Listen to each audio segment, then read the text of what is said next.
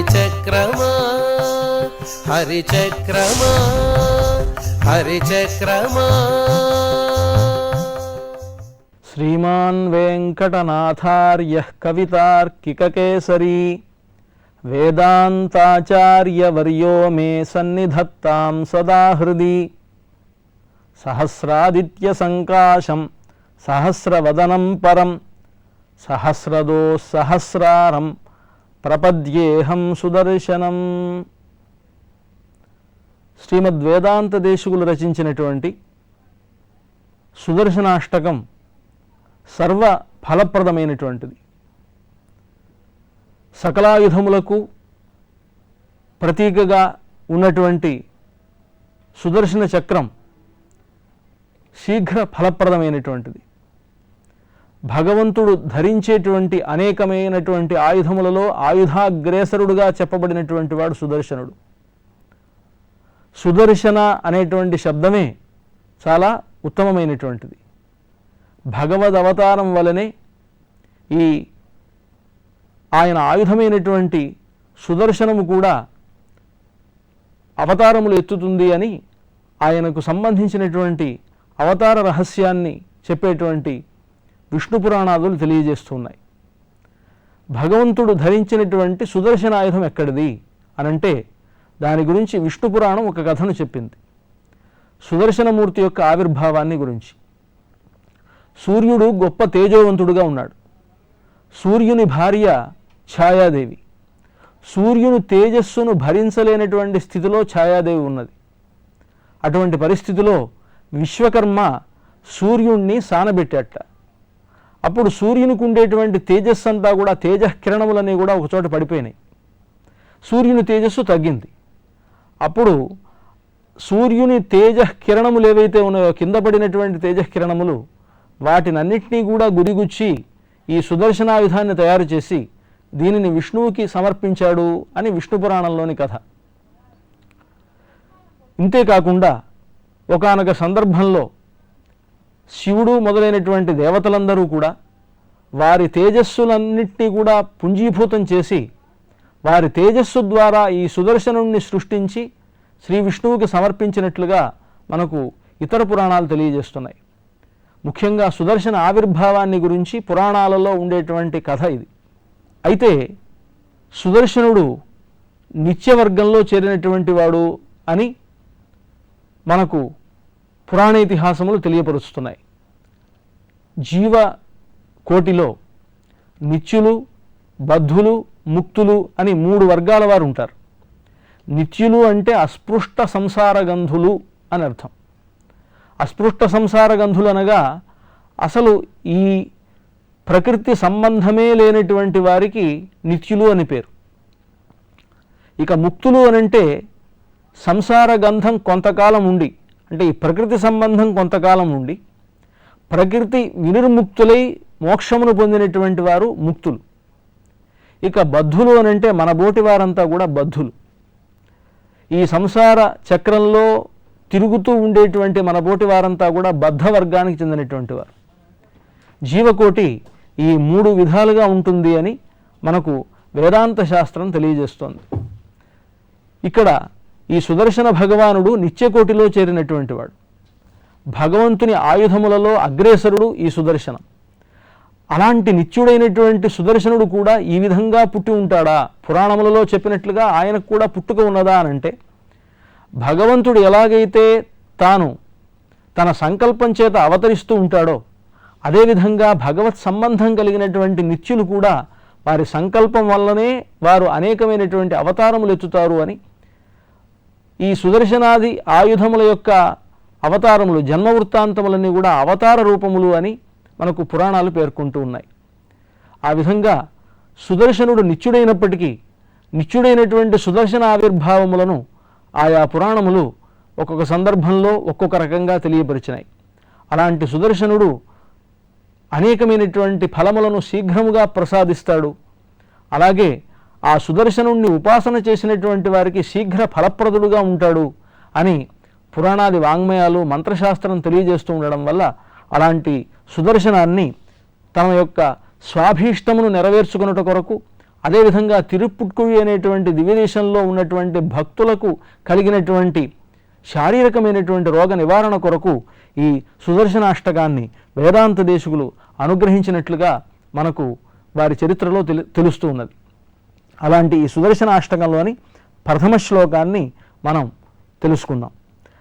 ప్రతిభట శ్రేణి భీషణ వరగుణ స్తోమభూషణ జనిభయస్థానతారణ జగదవస్థాన కారణ నిఖిల దుష్కర్మకర్షణ నిగమ సద్ధర్మ దర్శన జయ జయ శ్రీ సుదర్శన జయ జయ శ్రీ సుదర్శన. ఈ విధంగా ఈ స్తోత్రం ప్రారంభమైంది. ఈ స్తోత్రం మొత్తంలో అష్టకం ఇది. 8 శ్లోకములతో ఉండి 9వ శ్లోకం ఫలశ్రుతితో ముగిసేటువంటి స్తోత్రం ఇది. 8 సంఖ్యలో ఈ స్తోత్రమును వేదాంత దేశికులు రచించడానికి కారణం సకల ఫలప్రదమైనటువంటి అష్టాక్షరీ సంఖ్యలో ఈ స్తోత్రం ఉండాలి అనేటువంటి అభిప్రాయం. శ్రీ వైష్ణవ సంప్రదాయంలో ఎన్ని మంత్రములను ఎవరెవరు ఎన్ని రకాలుగా ఉపాసించినప్పటికీ అన్నిటికీ ముఖ్యమైనటువంటి మంత్రం అష్టాక్షరీ మంత్రమే. శ్రీమన్నారాయణ అష్టాక్షరీ మంత్రమే ముఖ్యమైనటువంటిది. ఆ నారాయణ అష్టాక్షరీ మంత్రమునకు గుర్తుగా ఈ స్తోత్రాన్ని 8 సంఖ్యలో వేదాంత దేశికులు రచించి ఉంటారు అని. వేదాంత దేశికులు రచించినటువంటి స్తోత్ర సాహిత్యంలో ఈ సుదర్శనాష్టకమే కాకుండా కామాసికాష్టకమని, అలాగే పరమార్థస్తుతి అని, అష్టభుజాష్టకమని ఇలాంటివన్నీ కూడా 8 సంఖ్యలో చేయబడినటువంటివి. ఈ 8 సంఖ్యలో వేదాంత దేశికులు చేయడానికి పరమార్థం ముఖ్యంగా అష్టాక్షరి మంత్ర అక్షర సంఖ్యను కలిగి ఉండాలి స్తోత్రము అనేటువంటి అభిప్రాయంతోనే. ఈ అభిప్రాయంతోనే వీరు ఈ స్తోత్రాన్ని రచించారు. ఈ 8 శ్లోకాలలోనూ జయ జయ శ్రీ సుదర్శన జయ జయ శ్రీ సుదర్శన అనేటువంటి మకుటంతో ఈ స్తోత్రం ఉంటుంది. ఈ స్తోత్రంలో ఈ శ్లోకంలో ఉండేటువంటి భావాన్ని మనం తెలుసుకుందాం. ప్రతిభట శ్రేణి భీషణ వరగుణ స్తోమభూషణ. ప్రతిభట అంటే ప్రతిభటులు అంటే శత్రువులు. ఈ శత్రువుల యొక్క శ్రేణి అంటే సమూహం. శత్రువులు అనంటే ఎవరు? కేవలం బాహ్య శత్రువులా అంతఃశత్రువులా అంటే బాహ్య శత్రువులు ఉంటారు, అంతఃశత్రువులు ఉంటారు. ఇక్కడ ప్రతిభట శ్రేణి భీషణ, ప్రతిభటులు అంటే శత్రువులైనటువంటి వారి సమూహమునకు భీషణ భయంకరమైనటువంటి వాడా అని. ఎవరికి శత్రువులు అనంటే భగవద్భక్తులకు శత్రువులు. అంటే భగవంతునకు ప్రత్యేకించి శత్రువులంటూ ఎవరు ఉండరు. భగవంతుడికి నమే ద్వేష్యోస్తి నప్రియ అని ఆయన ఎవరికి శత్రువు కాడు, ఎవరికి మిత్రుడు కాడు. ఆయన సమవర్తిగా ఉంటాడు. ఎవరెవరికి ఎలాంటి ఫలితములు ఇవ్వాలో ఆయా ఫలితములను వారి కర్మానుగుణముగా ఇచ్చేటువంటి వాడు కనుక భగవంతుడు సమవర్తి. అలాంటి భగవంతుని చేతిలో ఉండేటువంటి ఈ ఆయుధం, ఈ సుదర్శనాయుధం ఉన్నదే, ఈ సుదర్శనాయుధము ఇచ్చేటువంటి ఫలితం కూడా అలాంటిదిగానే ఉంటుంది. కనుక ఈ సుదర్శనాయుధమునకు కూడా ప్రత్యేకించి ఎవరూ శత్రువులు ఉండరు. ఉండకపోయినప్పటికీ భగవద్భక్తులైనటువంటి వారి శత్రువులే ఈ సుదర్శనమూర్తికి కూడా శత్రువులుగా ఉంటారు. భగవద్భక్తులైనటువంటి వారికి మిత్రులే ఈ సుదర్శనమూర్తికి మిత్రులుగా ఉంటారు. కనుక అలాంటి ప్రతిభట శ్రేణి భీషణ, భగవద్భక్తులకు శత్రువులుగా ఎవరైతే ఉంటారో అలాంటి సమూహమునకు భీషణ భయంకరుడా, భయమును కలిగించేటువంటి వాడా. వరగుణ స్తోమ భూషణ. వరగుణ స్తోమ అంటే శ్రేష్టములైనటువంటి గుణ సమూహమునకు. శ్రేష్టములు అంటే ఉన్నతమైనటువంటి కళ్యాణ గుణములు అన్నమాట. ఈ కళ్యాణ గుణములకు సమూహము, కళ్యాణగుణ సమూహము, వరగుణ స్తోమము అంటే కళ్యాణగుణ సమూహము. ఈ కళ్యాణగుణ సమూహమునే అలంకారముగా కలిగినటువంటి వాడు. అంటే సుదర్శనమూర్తికి అన్ని కళ్యాణ గుణములే ఉన్నవి, హేయ గుణములు అనేటువంటివి లేవు. అంటే సకల మంగళకరుడాయన, సకల కళ్యాణ గుణాకరుడాయన అని చెప్పడం ఒక అర్థం. అంతేకాకుండా వరగుణ స్తోమ భూషణ అంటే శ్రేష్టములైనటువంటి గుణ సమూహమునకు స్థానమైనటువంటి విష్ణువునకు భూషణ అలంకారముగా ఉన్నటువంటి వాడు. భగవంతుడు ధరించేటువంటి సుదర్శనాయుధం ఆయనకు రక్షణను కలిగించేటువంటి ఒక ఆయుధంగాను ఉంటుంది, అలాగే ఆభరణంగాను ఉంటుంది. స్వామికి అది ఆభరణంగా ఉండేటువంటి చోటు పరమపదం, ఆయుధంగా ఉండేటువంటి చోటు ఈ లీలా విభూతి. భగవంతునికి 2 రకాల ఐశ్వర్యాలు ఉన్నాయని మనకి వేదాంత శాస్త్రములు చెబుతూ ఉన్నాయి. ఉభయ విభూతి నాడుధుడు భగవంతుడు. ఉభయ విభూతులోనంటే నిత్య విభూతి, లీలా విభూతి అని. నిత్య విభూతి అది 3 పాదములు కలిగినటువంటిది. అక్కడ ఈ ప్రకృతి అనేటువంటిది ప్రవర్తించదు. అంటే నిత్య ప్రకృతి అజడమైనటువంటిది. ఈ ప్రకృతి, లీలా ప్రకృతి, ఇది జడమైనటువంటిది. నిత్య ప్రకృతిలో భగవంతుడు సుదర్శనాయుధాన్ని ఆభరణంగా ధరించి ఉంటాడు. ఈ లీలా విభూతిలో, ఈ లీలా ప్రకృతిలో భగవంతుడు సుదర్శనాన్ని ఆయుధంగా ధరించి ఉంటాడు. కారణం, నిత్య విభూతిలో శత్రువులతో సంబంధమే లేదు. దానికి అయోధ్య అని పేరు. దేవానాం పూరయోధ్య తస్యాగం హిరణ్మయ కోశ అని. భగవంతుని యొక్క లీలా నిత్య విభూతి అది శత్రు దుర్భేద్యమైనటువంటిది. దానికి అయోధ్య అని పేరు. అలాంటి అయోధ్యకు శత్రువులు సమీపించలేరు. ఆ చోటికి మానసికమైనటువంటి అపవిత్రత కలిగినటువంటి వారు ఎవరూ అక్కడికి వెళ్ళలేరు. పరమశుద్ధ సాత్వికులైనటువంటి వారే ఆ నిత్య విభూతిలో ఉంటారు. కనుక అక్కడ ఆయుధముగా సుదర్శనానికి పని లేదు. కనుక ఆభరణముగా అక్కడ సుదర్శనం ఉంటుంది. వరగుణ స్తోముడు అంటే శ్రేష్టమైనటువంటి గుణ సమూహమునకు స్థానమైనటువంటి భగవంతునకు భూషణముగా, అలంకారముగా ఉన్నటువంటి వాడా అని 2వ అర్థం.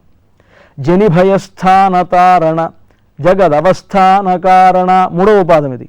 జనిభయస్థాన తారణ. జని అనంటే జన్మము, జన్మాన్ని కలిగించేటువంటి జనిస్థానం, జనిభయస్థానం. జని అంటే పుట్టుక అని అర్థం. ఈ పుట్టుక ఎక్కడ ఉంటుంది అంటే సంసారంలో ఉంటుంది. ఈ ప్రకృతి మండలంలోనే పుట్టుక ఉంటుంది. పుట్టుక ఎప్పుడైతే ఉన్నదో మరణము ఉంటుంది. ఈ పుట్టుక, చావు అనేటువంటి మధ్యలో ఈ సంసారం అంతా కూడా ఉంటుంది. సంసారము అనంటేనే జనన మరణములకు స్థానమైనటువంటిది. అలాంటి జనన మరణములకు స్థానమైనటువంటి ఈ సంసారం, సంసార సాగరం ఘోరం అనంత క్లేశభాజనం అన్నట్లుగా అన్ని దుఃఖములకు స్థానమైనటువంటిది ఈ సంసారం అనేటువంటి. ఈ సంసారం అనేటువంటి దాన్ని చూస్తేనే భయపడుతూ ఉండాలి వేదాంతులైనటువంటి వారు. నిజానికి మనం అనుకుంటాం కానీ ఒకరిని మించి ఒకరికి కష్టాలు వస్తూనే ఉంటాయి. ఎవరి కష్టాలు వారివి. సీత కష్టాలు సీతవి, పీత కష్టాలు పీతవి అన్నట్లుగా ఈ లోకంలో కష్టం కలవనటువంటి సుఖం లేనే లేదు. సుఖం ఉన్నది, కష్టం ఉన్నది. కానీ ప్రతి సుఖంతోనూ కష్టం ముడిపడి ఉంటుంది.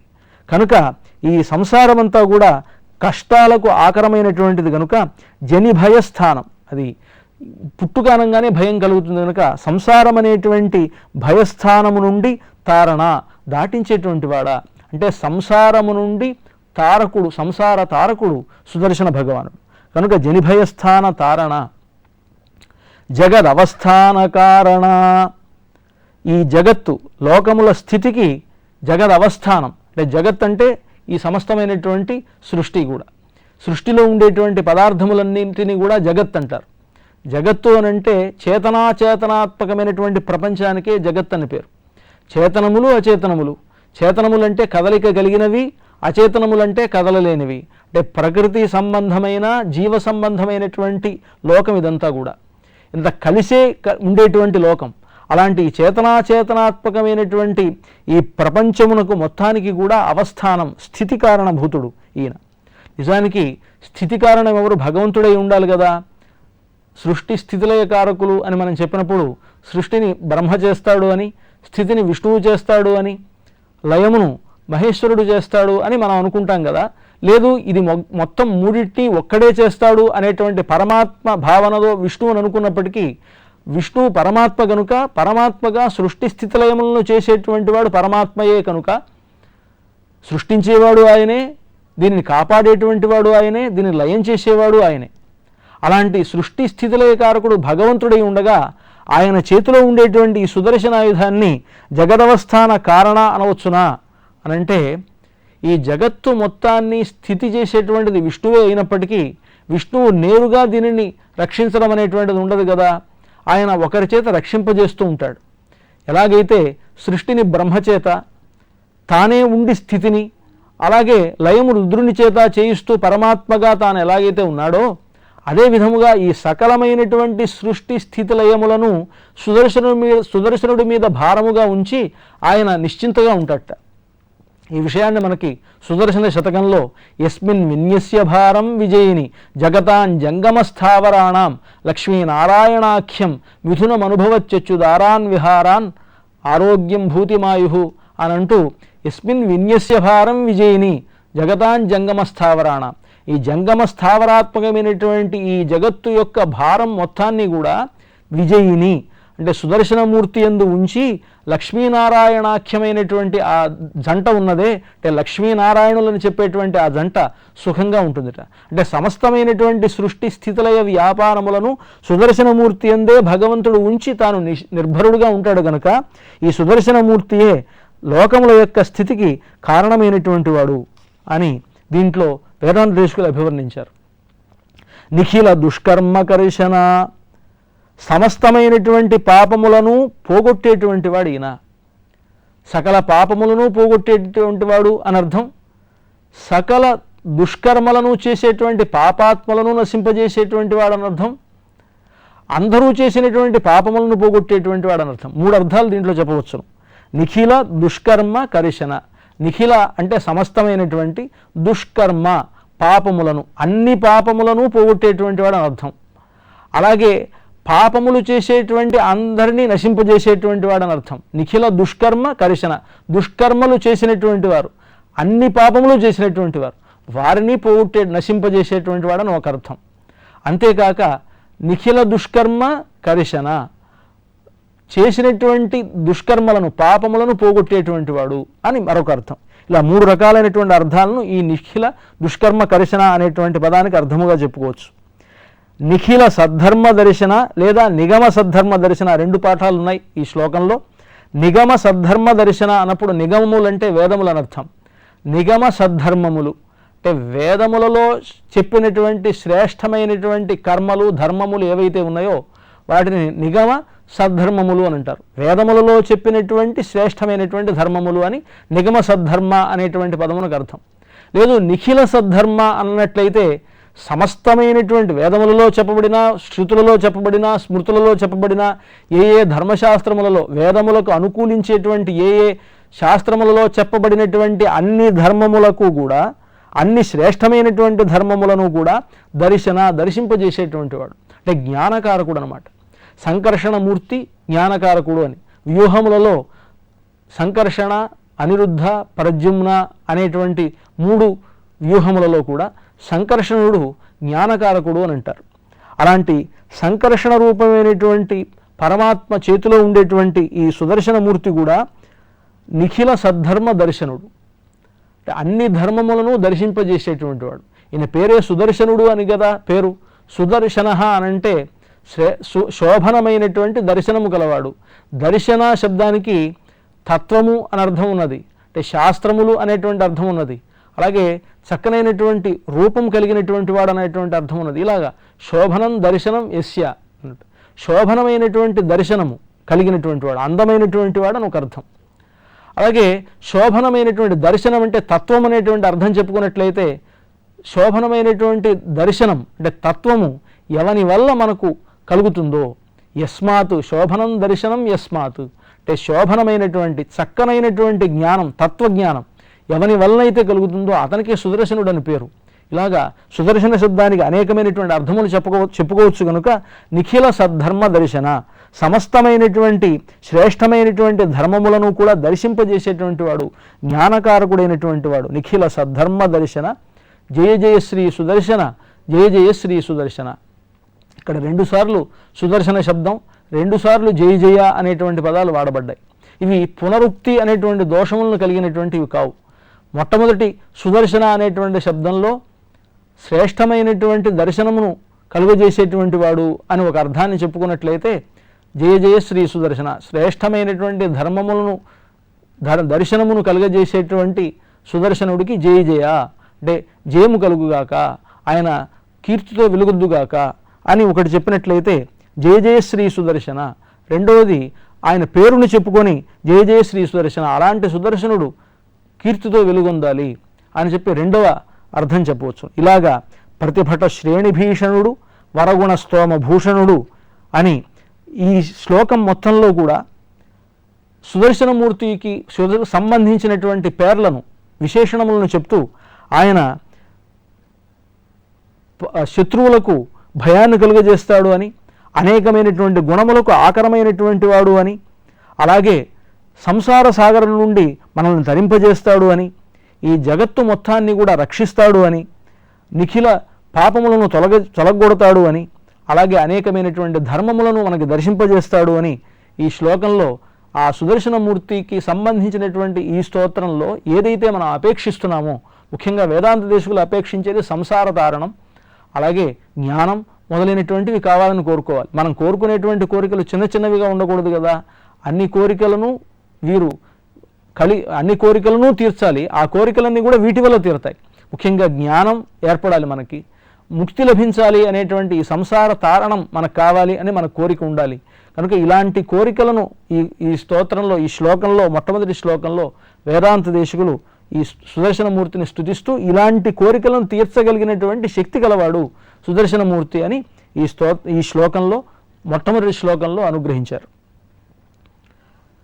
మంగళం చక్రరాజాయ మహనీయ గుణాబ్ధయే పద్మనాభకరాంభోజ పరిష్కారాయ మంగళం. హరిచక్రమా హరిచక్రమా హరిచక్రమా